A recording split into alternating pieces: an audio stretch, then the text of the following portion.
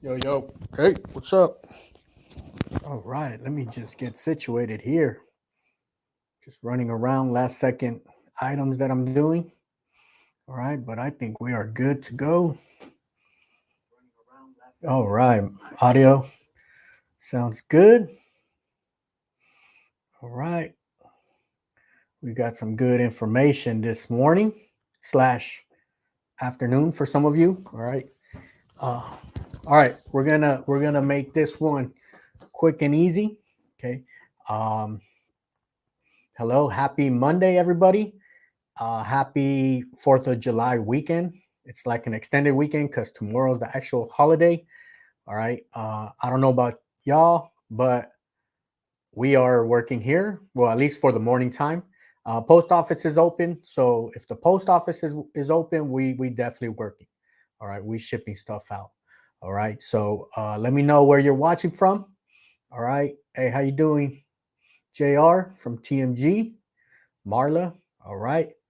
All right.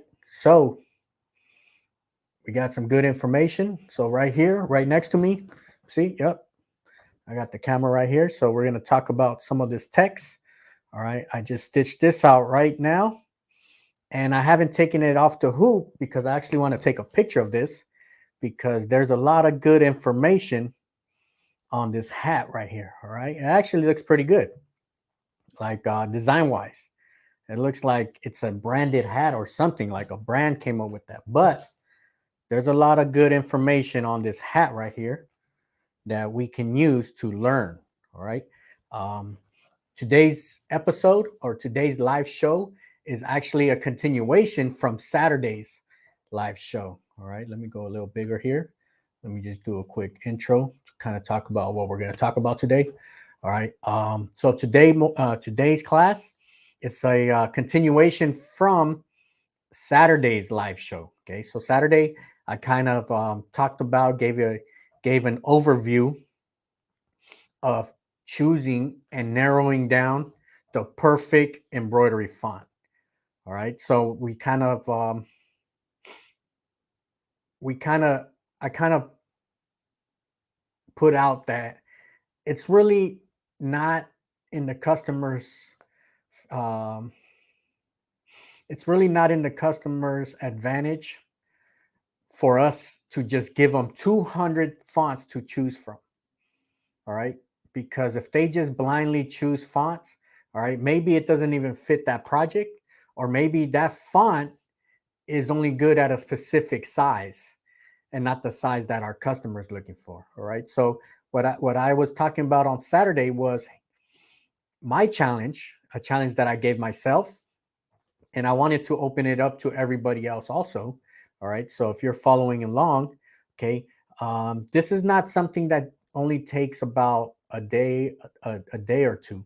Okay. And I'm going to tell you why it kind of takes a while to get this situated. All right. Um, Once we narrow down our fonts, okay. So my sweet spot is five block fonts, five serif fonts, and five script fonts. So that leaves you with 15 that you have ready to go. You've already done all the analyzing, all the stitching out. Okay, so I'm going to show you some of the stitch outs that I've made here. Okay, because once we choose our go-to fonts, now we got to explore the the minimums, the maximums, and we want to have a reference. Okay, when we're talking about fonts, we want to have a reference. So here, when I'm showing you, let me just pull this one out real quick. What I just created this morning. All right, let's put this out right here. All right. So when I'm talking about reference, okay, um, we want to know how does our font look in specific sizes. All right. Eventually, we want to be super embroidery masters where we could look at a font, like we could go to the mall, look at a font, and easily know what size that font is without even measuring. All right. Of course, that would take a while, right? It would take a while, but this is a start right here. This is like the beginning part of training our eye and our brain to kind of see sizing. All right. So if you were to guess the size on the top line, all right. If you were to guess, what size is this top line up here? All right. Hold on, let me. The top line. So notice this top line goes from A through Z. All right. And to give you reference, the width is at 5 inches. Okay, 5 inches. And all right. So if we have one of these hats, okay, if you have it available in your shop or anytime you go visit a customer, right? Let's say a customer has 20 letters in his name or in his website or in his business, right? There's only a limit of how many letters you can put on a line. All right. So here we could kind of tell them, hey, if you want to have all that information, this is the smallest we got to go. Okay. So they kind of have an idea. And you also have an idea if you ever have to put a name or a company name, you could kind of see what's the sweet spot. Because sometimes bigger is not better. Sometimes we have to find the sweet spot, the in between. Okay. There is no such thing as the one size fits all in embroidery. Okay. Because a lot of times in the group, somebody will ask, hey, what size should my logo be? Or what size should I put this logo? And it all depends. Okay. It all depends how many letters a certain design has. Okay. So this top line, that's 5 millimeters. All right. 5 millimeters. The next line. All right. So I kind of put it in order so it can make sense. All right. So it's 5, 6, 7, 8, 9, 10 millimeters. All right. So there you go with the reference. Okay. So now that I have this hat right here, okay, I keep a lot of references. I have a notebook where I keep references. This is a good reference to have because sometimes people want to put names and sometimes it doesn't make sense to go at a certain height. Okay. Also, I want to make a reference not only for the front, so this is the front side, but also for the sides and the back. All right, because those are different numbers also. Okay, those are different options that we have here. All right, now that and I haven't taken it off the hoop because there's certain information that I want to talk about. All right, because I get questions about the Gen 2, how wide we can get. Okay, I would say this is pretty much my limit on the Gen 2 here because I'll tell you why. Here, you can't really see it, but there's a little metal piece, okay? I'm using black bobbin, so you won't see the tensions on this, all right? There's black bobbins right here, all right? But let me show you here on the back, you have this, this hook right here, okay? You have it on both sides. So I would say for me that I use the Gen 2, okay? I know some people like to have the whole design on the hat, so they prefer the regular hoops, okay? I stay away from big giant designs, all right? Because then you got to price accordingly if you're putting big designs, all right? And I'm really not a big fan of hats with big designs, right? Everybody has their own preference. I like nice, clean, right in the middle type designs. All right. So that's why for me, the Gen 2 works perfect. All right. But for those who use the Gen 2, I would say this is your sweet spot down here on the bottom. Okay. 5 inches from left to right. As you go up, once you go up one level, now it opens up here, right? You don't have that notch down here on the bottom.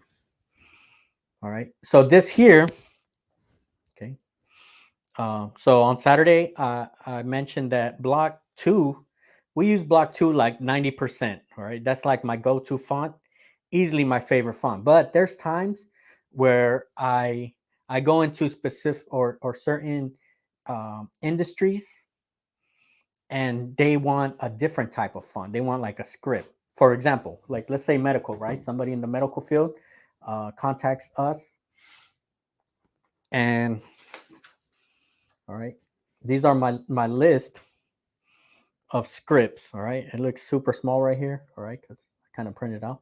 So from here, what I had said, once we list all of our potential script fonts, my goal was to select my top 5 from scripts. All right. So if you're actually following along and you want to challenge yourself and give yourself your top 15 um, fonts, okay, I would start right here. List all the potential script fonts that you have. Okay. Wilcom actually has more. All right. But these are kind of like the ones that are less over the top type fonts. Okay, because you have like those super um, crazy looking um, type fonts. Okay, but these are ones that are actually ones that are kind of business related. Okay, so out of these that I have here, all right, I think I have 1, 2, 3, 4, 5, 6, 7, 8, 9, 10, 11, 12, 13, 14, 15, 16, 17, 18. All right, so out of these 18, I'm going to pick 5. And the ones I came up with are these right here.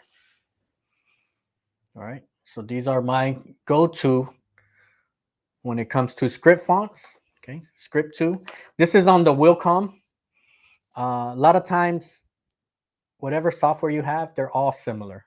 All right, they might have a different name or okay, because script 2, right? This is a real popular one just in graphic design in general.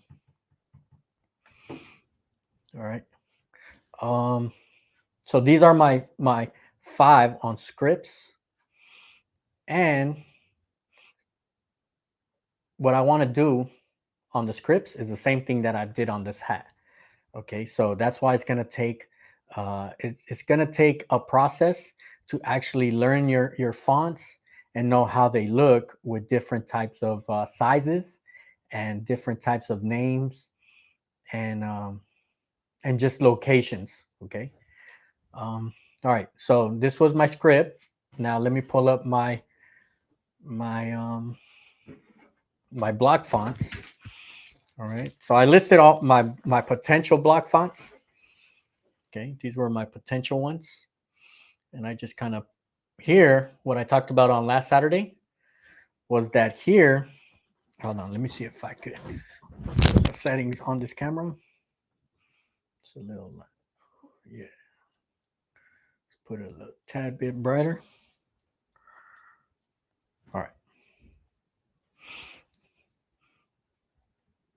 So let's zoom in a bit. All right. So these are my potential block fonts. Okay, so out of these listed here, same thing, I have about 20 listed here. And what I was talking about last Saturday was it's useful to have one of these sheets, okay, because you could see like the reference between different fonts. So you could see which are your wider fonts and which are your more narrower fonts. All right. So very useful to have something like this, especially if you're working on a certain project and you need to make certain fonts fit in a specific area. All right, because that's pretty much the life of an embroiderer, right? When you're designing something and something a certain word is just too big. All right, sometimes the solution is just use a different type of font. All right, something that's a little bit more narrow, but that's not going to take away too much of the look. Okay. So out of these, all right, let me see. I have these in a notebook, but I took them out of my notebook just so it won't the reflection with the holders, right? All right, hold on.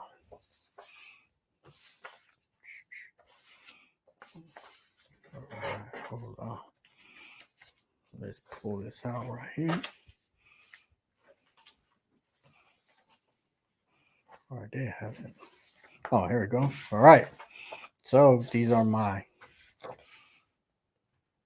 All right. So here are my block fonts. All right. My starting lineup, my number fives, my fives block fonts. Okay. So on the left, I have it. I have the name, and then on the right. Okay.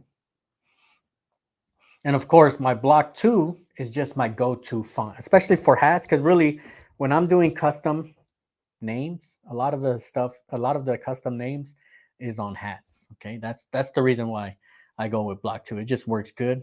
Okay.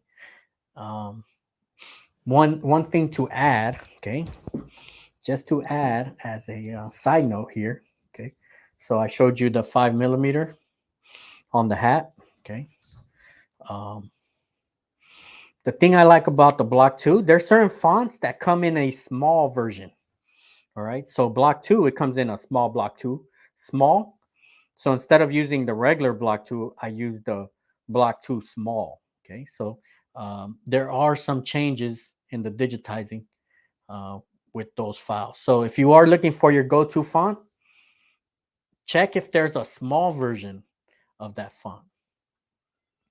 All right. All right. So these so far, these are my 10. I have 10, and I'm going to list my 15, right? So far, these are my,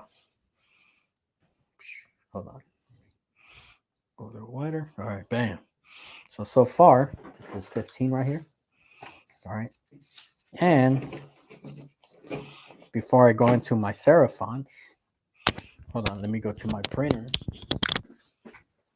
Get my serif fonts.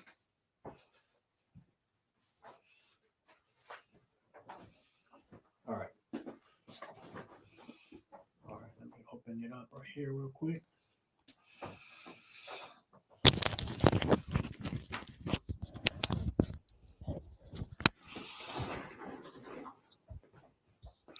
All right. So right now, I have look, I'll show you. I'll have all these paperwork splattered right now. Okay.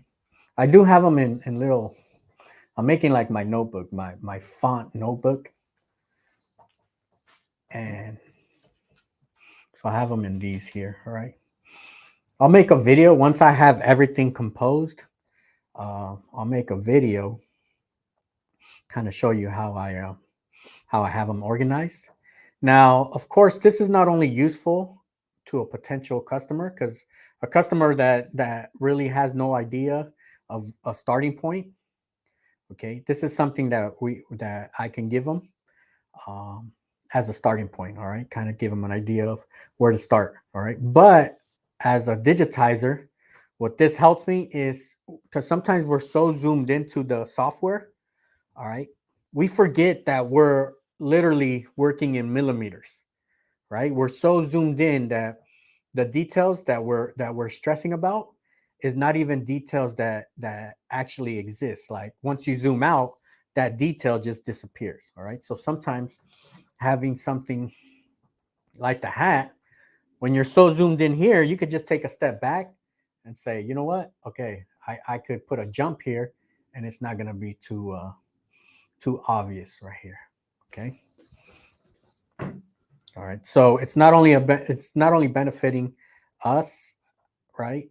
Or it's not only benefiting the customer that's using it just to choose quickly their font, but it's benefiting us, so we could start training our eye. Okay, that's the main thing, is training our eye. Now that's on hat.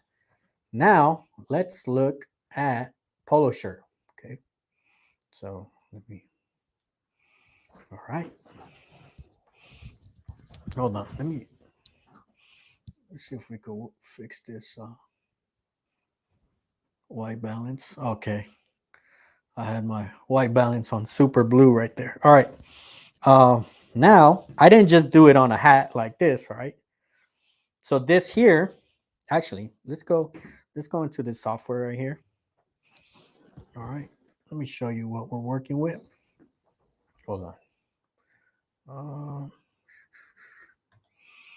Give me one sec.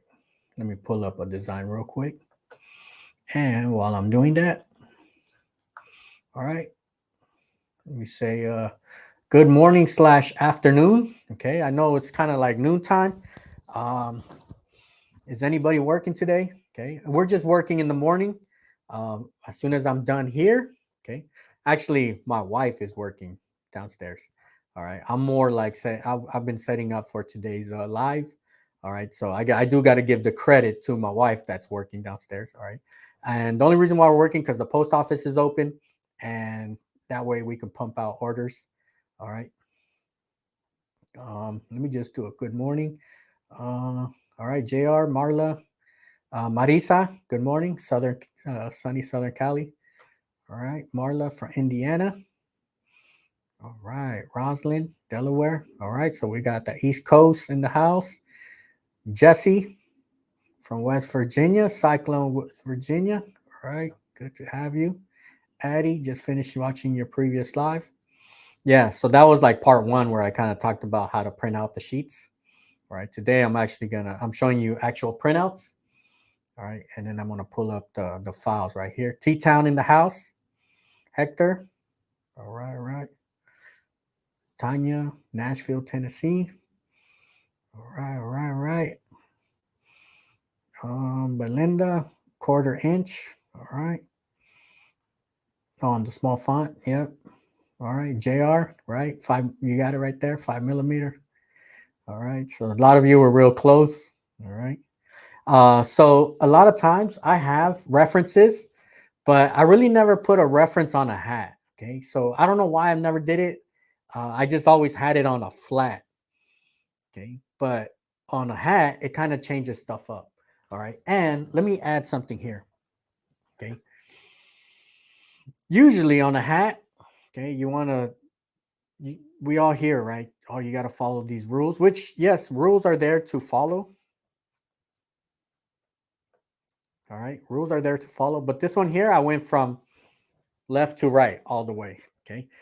Sometimes I think I could get away with it because the Gen 2, it's holding here on the sides. All right. So you don't lose a lot of registration. I think sometimes if you're just using the regular hat hoops, all right, you gotta abide by the rules more strict. All right. But here, all right, that's one thing that I like about the Gen 2. Okay, that it holds it. So I was able to do each line all in one shot without cutting in between. So here there was only 1, 2, 3, 4, 5, 6 cuts all together. All right, just as an FYI. All right. All right. All right. All right. All right. Good to see, Jesse, that you're taking the day off, not working. Right. Yep. And then Barb, I agree with you. Gen 2 hat hoops are nice. I really like them. All right. Uh, they're useful if you're working on certain types of designs. Yeah, the designs that we work with good. All right, let me pull up this design real quick. If you have any questions as I'm pulling up this file. All right, day 2,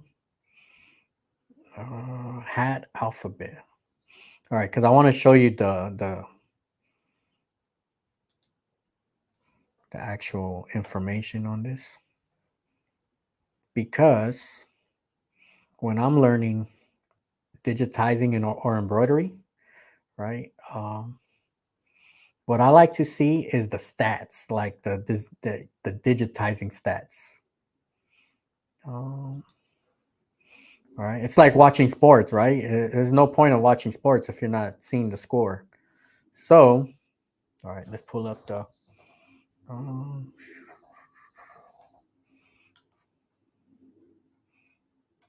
Pull up the.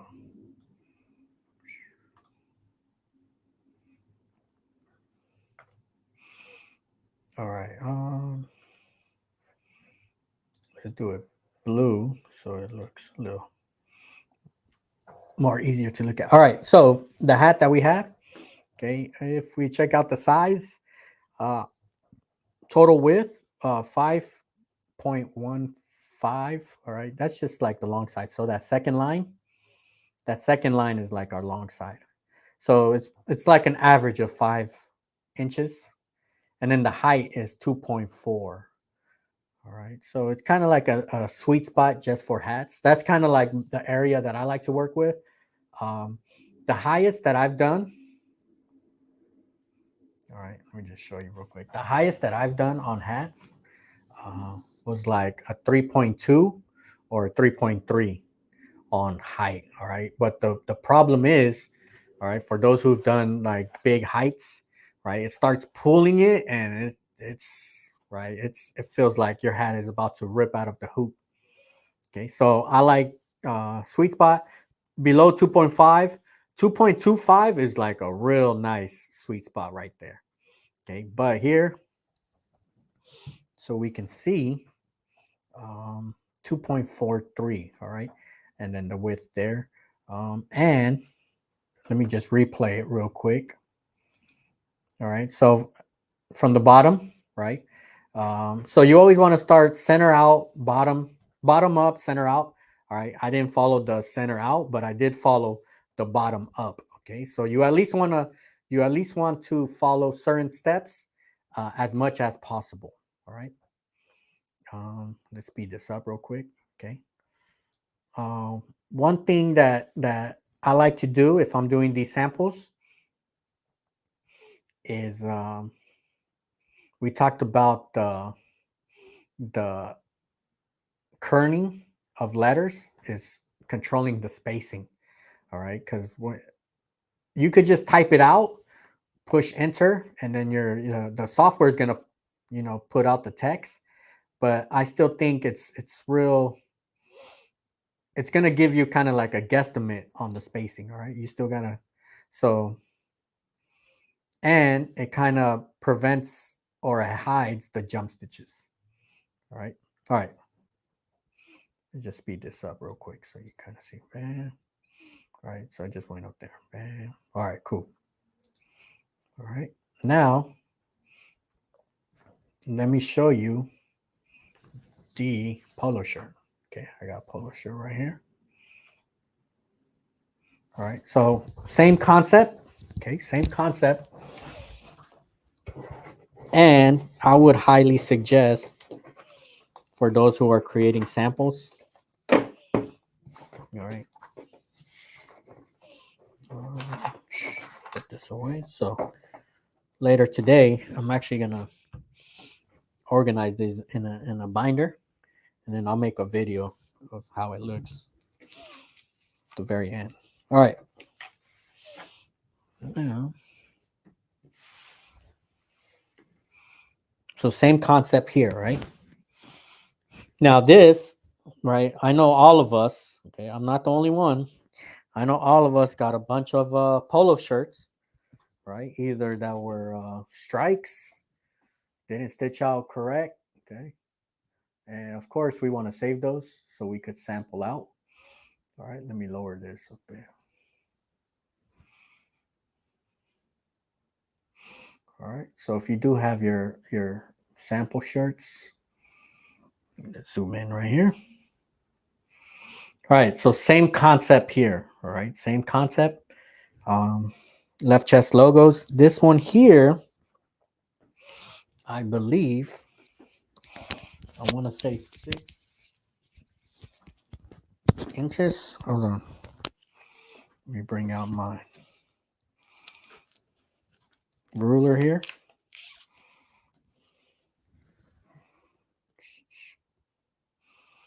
Yeah, just a little pass. Yep, 5. All right, so let me see if you can see it right there. Yep, 5. Right here. All right. Same thing, same concept here. All right. The only thing now, because on the hat, I stopped like at this line right here. Yeah, the one that had the O. Okay, so here, since it's a polo shirt, I could go longer. All right, so these bottom two, so this one, 0.5 inches, 0.6. All right, so now we have reference. Also, what I like this for, you could kind of see what underlay you need. Or there's certain letters. I think it's the letter E. sometimes the ones that, let me see if I could, because I've seen this one kind of mess up a lot of times. E with the keyboard fonts. Okay. Oh, that was like the super small one. All right. If you focus on the E's, let's see. Sometimes the E, that middle line in between the E, sometimes it kind of like gets out of place and it throws everything off. Okay. I think as we get smaller, you start to lose that. As you get bigger, it kind of forms a little stronger. Okay. So what's helping me here on my sample stitch out is me identifying certain letters that I might want to go in and adjust in the software. All right, if you're able to, if your software allows you to adjust text. All right, let me lower this a tad bit. All right. So same thing here. It has a reference. I have this as a reference. So anytime I'm digitizing and I'm super zoomed into the digitizing, sometimes I could just ask myself, hey, what font size should I use if I have X amount of letters in a certain letter? Okay, so definitely in this size here, we could fit the whole alphabet if we're going 5 inches, which actually 5 inches it might be too big on a polo shirt. All right, but just to give you kind of like a reference here. All right, hold on, it went too dark now. All right. Hopefully that makes sense here. All right, so just reference sheet here. So same thing with block 2. And my goal is to make a bunch of these references, right, for the different type of fonts that I selected. Okay, but of course this is my go-to font, so I want to have this one here available. And then you could kind of see how I neatly put it on a polo shirt. All right, just to, if I ever have to show it to a customer, they have a reference and they know how it looks, right? Because it'll make sense when you see the placard here with the buttons. Okay, it'll make sense to a customer right here. All right, and then I put like cardstock in the back of it just to give it strength in the back. All right, all right.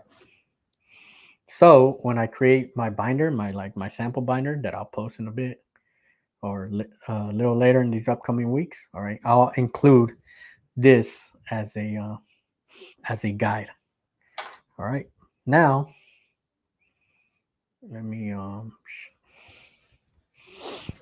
let's switch cameras real quick, and I just want to go over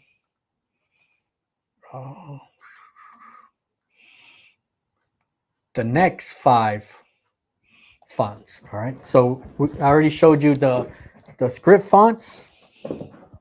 Oops, my chair is getting. Showed you my script fonts and my block fonts. All right, so now let's talk about the serif fonts. All right, let me see. Right now, right there.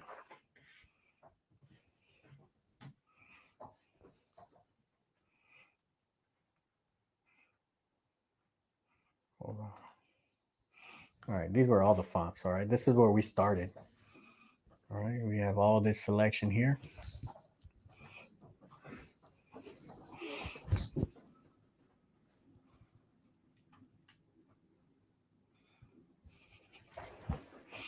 All right, and I did open this challenge for everybody. So if you are going to challenge yourself and come up with your top 15, all right, you could tag me in, or you could just message me, tell me which fonts you came up with.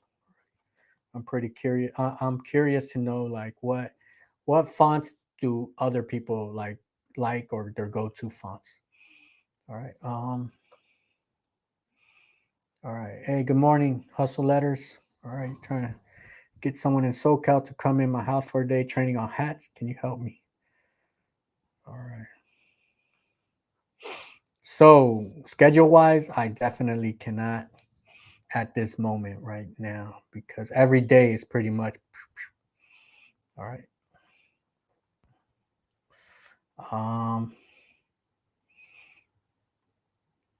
I would say, hold on, let me pull up this right here.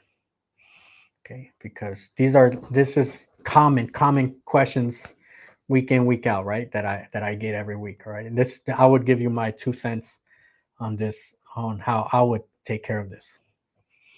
All right. What I would say is, with your machine, start from the very basic, something flat. Okay. Don't even worry about hats right now. Get the flat down packed, all right, to the point where you can't mess up anymore. And then gradually, right? And also learn tensions, right? Learn how to set tensions, know everything about tensions. What would change a tension? How to adjust tension, all right? Once you get there, now you gradually move to hats. Okay, and start with something basic design, basic text. All right, because everybody goes through that struggle. Okay, everybody goes through that struggle with hats, because I think we went through our first design, our first hat design. I bought 50 like straight beat up hats from Amazon, and they all went to waste. All right. Later down the line, I kind of figured out that a lot of times it's not even us that's messing up. Sometimes it was the garment. So the hats that we were using when we started, they were straight trash because they were there for samples. But sometimes that'll throw off a design. All right. All right. And then that's more smaller fonts. Yeah. The only thing I would say about smaller fonts, first thing I would check is just underlay. Like, just put a small run stitch, center run. That's usually, I would say, like 50% of every issue of small fonts is too much underlay. All right. Let's go with my last 5 here. Okay, let's pull up this sheet right here. All right, so let me see what were my.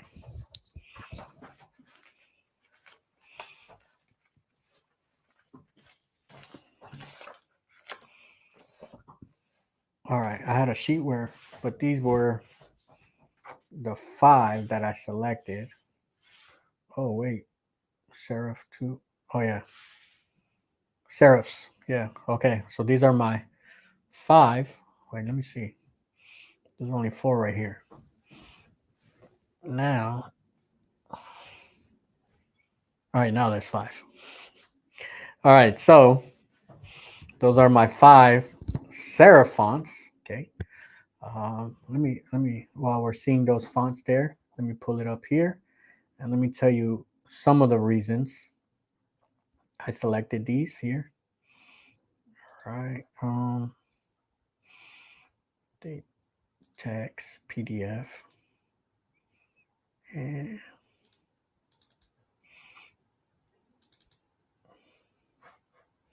hold on. Give me 1 sec.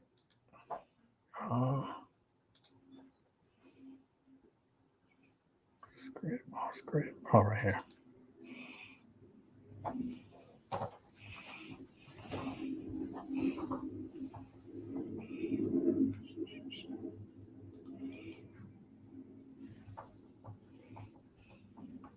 Oh, there we go. My bad.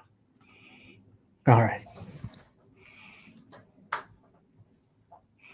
So I selected serif 2. Okay. One thing about the serifs. Now, don't get me wrong. We still have these available.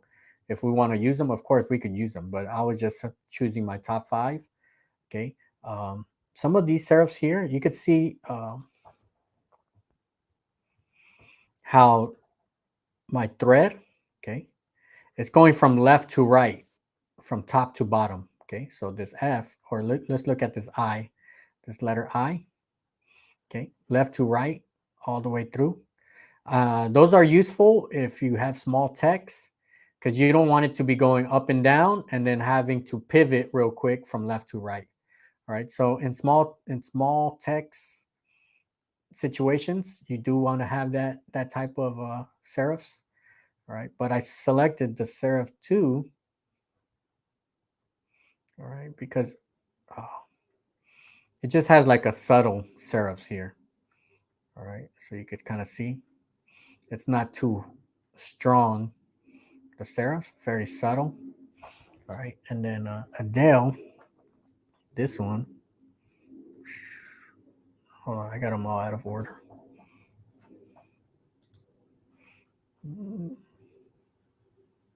This one here, all right. This one's real clean, right? So you can see how this one here, right, top to bottom, and then it'll pivot and go left to right from the serif portions. Of course, the college font.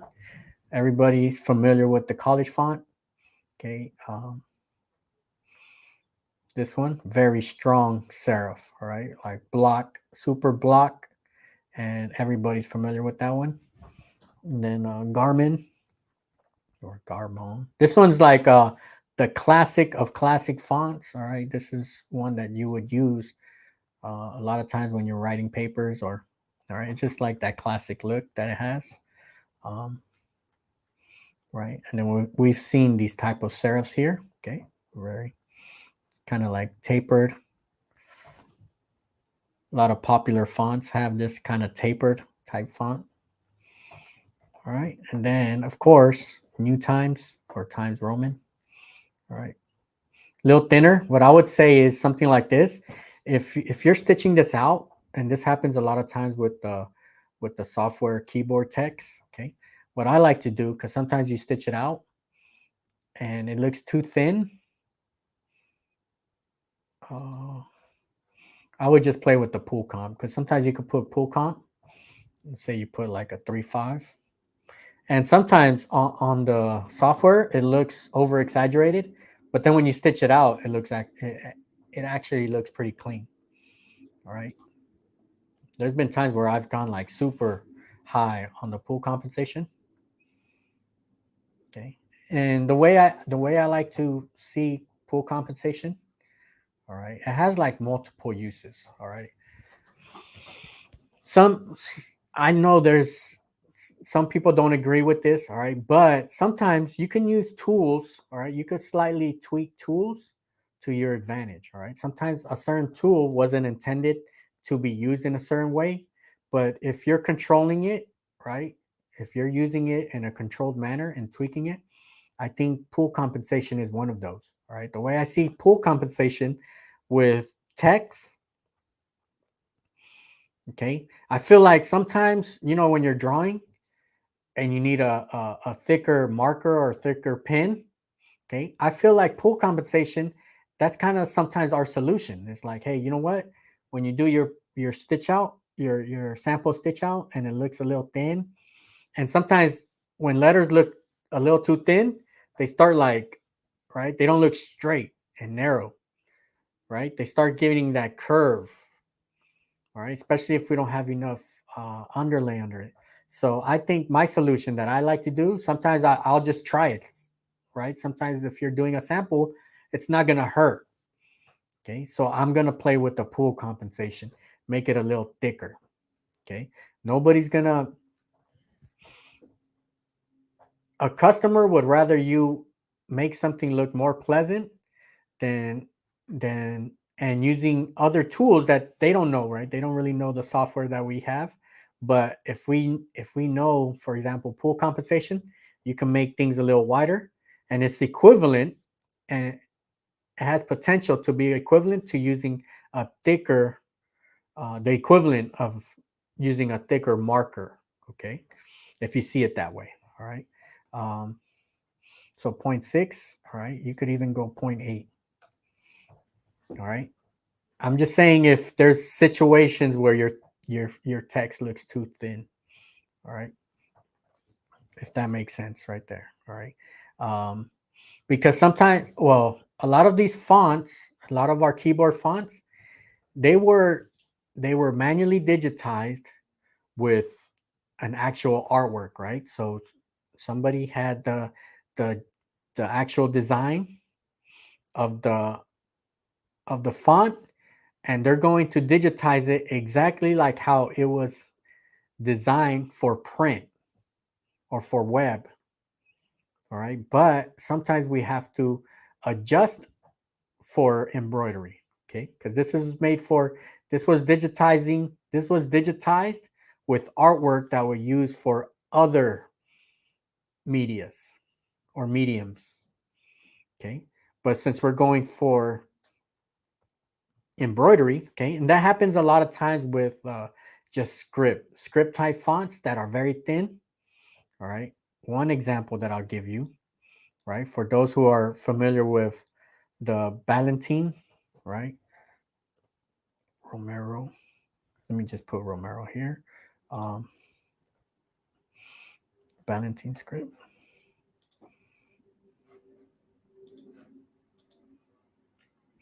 right, this one. A lot of times this one here, like on the software, it looks nice and clean, right? Go 0.5.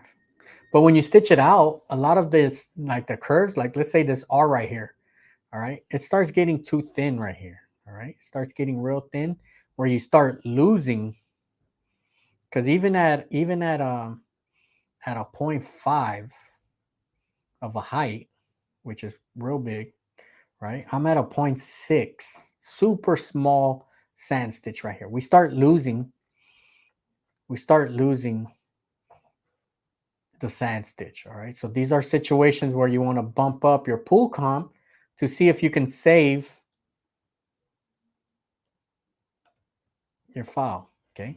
And then there's going to be times where it's going to look choppy in the software, but you won't know how it really looks until it actually stitches out, okay?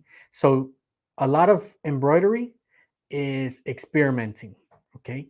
And you have to experiment with different types of lettering, okay? Because if we're always kind of going off what the software shows us, okay, we don't really know the true output or the final stitch out, okay? So that's why right now, right, these two shows, I made the two shows on narrowing down to 15 fonts, and those 15 fonts you're going to sample out. It'll probably take you, let's say it were to take you a year to know everything about those 15 fonts, okay? Let's say you chose 15 fonts, you stitched it out on a hat, okay? You stitched it out on a hat, you stitch it out on a polo shirt, you stitch it out on baby onesies, right? Whatever industry you're in, you did those 15 fonts. Now you know what specific adjustments you got to make every time you have that type of font, okay? Not only that, but a lot of information that you learn, that you pick up. So all the information that I'm picking up with these blocks, you could transfer it to other fonts. All right, they're gonna be similar fonts. There might be a font that's a little thinner or a little thicker. Now you know, okay, well, at the letter O, okay, because when I'm looking at it here, I can see from the letter N to the letter O, there's like a little slight gap where it jumped and it left a little open hole. So in situations like that, if I ever see a combination between the letter N and the letter O, I know I have to account for that little gap that potentially could show up. Okay, so I either have to add more underlay or I gotta change where that jump is at. Okay, so that's like the goal right now with me coming up with my 15 fonts right here. So let me pull up my, hold on. Let me pull up my 15 fonts so we can see it again. All right. And then if you have any questions, let me know. All right. And for us here, West Coast, it's lunchtime. So I'm about to go I'm barbecuing for 3 days. Well, eating barbecue for 3 days. So today's part 2. Okay, we started yesterday. All right, hold on. And then look out for the pictures because I'm gonna later today. I'm gonna take pictures. I'm gonna kind of label them, so you'll see that right there. I had all my fonts here. All right, they're gonna be right here. Bam, right here, my blocks, scripts, perfect. All right, so let's fix this up right here.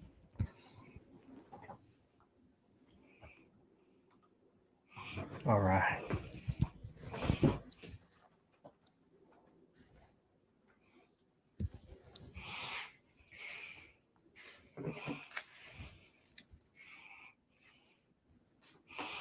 So from Saturday, right? Starting last Saturday, the title of the video was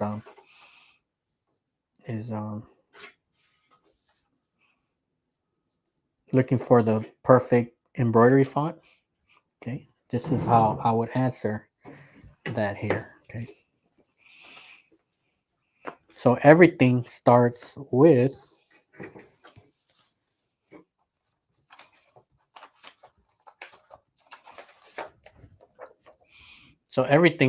this one here, right? Let's say there's 200 fonts right here, and potentially we probably have more, right? I definitely didn't put all the fonts on this sheet because there's some that really I wouldn't even use for unless some odd reason. But for the most part, these are like potential ones that I would think about. Okay. So out of these 200, okay, to find the perfect one, all right, we got to categorize them. Okay. Block, serif, script. All right. So here,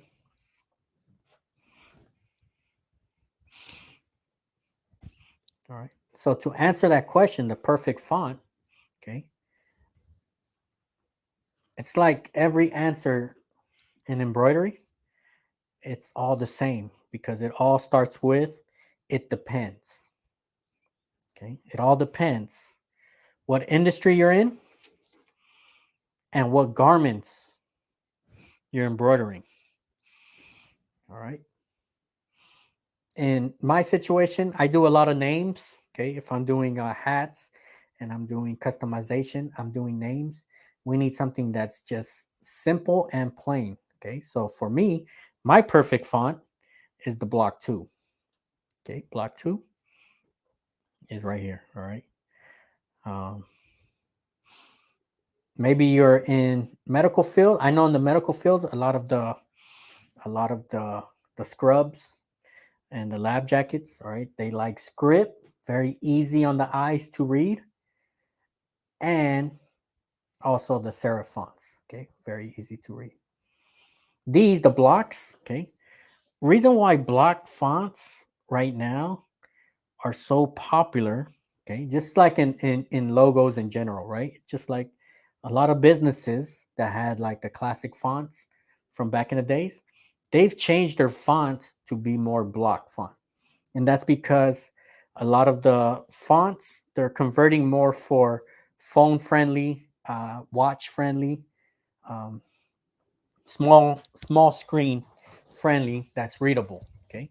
But it's the same thing with embroidery. Okay. Same thing with embroidery.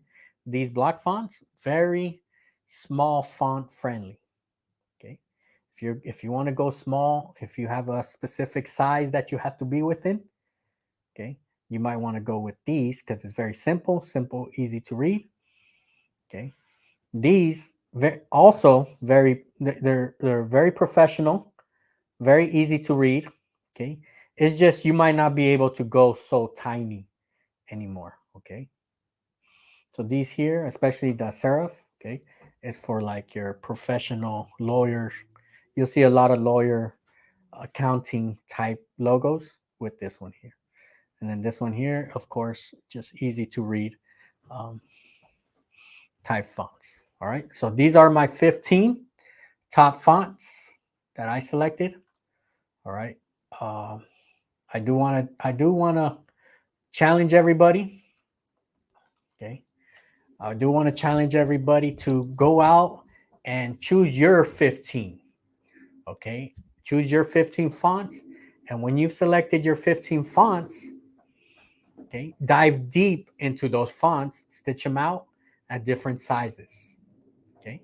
And on different garments. Okay. Whatever garment you specialize in, see it in those garments. So you could kind of visualize it and have a reference anytime you want to show it to a customer, or if you're working on a project, you have reference. All right. So for today's show, okay, we're gonna keep it. All right. I think we broke record. We kept it under an hour. All right. This file here, all right, is going to be available for channel members. If you're a channel member and you want to analyze this file, if you want to actually stitch it out, see how it comes out on yours. Okay. If you have any issues with stitching out, of course, you could always reach back. And then I'll put the polo shirt one too. All right. Very useful to have. I'm going to take pictures of this and I'll post it here on YouTube for everybody to see. I'm going to label them, right? So you could kind of see it here. Okay. I'll post a picture also on Facebook so you could download that picture, all right, for everybody to download. So you could kind of have a visual, especially if you have like the Gen 2, you'll kind of have an idea of what are your maximum spaces that you want to work with. All right. I do want to thank everybody stopping by today. Right. It's a very chill weekend. 4th of July. Well, today's the 3rd of July. Tomorrow's big day. All right. I do want everybody to stay safe. All right. Enjoy your time with family, friends. And if you have any questions, if you have any suggestions, right? I'm always open for feedback. Okay. Whatever type of feedback you have, I like to listen because sometimes I'm so zoomed into my projects that sometimes it's good to get information through other angles of embroidery. Okay. Because I'm telling you, sometimes I'm locked in with what I'm doing and I need information on something else that's happening somewhere else. So if you have other ways of doing stuff, other suggestions, I'm always open to suggestions. If you have certain products that you like to use, if I'm showing a video and I'm using a certain product and you want to suggest something else, that's fine. Okay, that's fine. There's so much stuff out there in embroidery that it's like impossible to know it all. Okay, so if you have any other additional information, I do appreciate it, right? All right. Stay safe, and I'll see you on the next one. Peace out, everybody.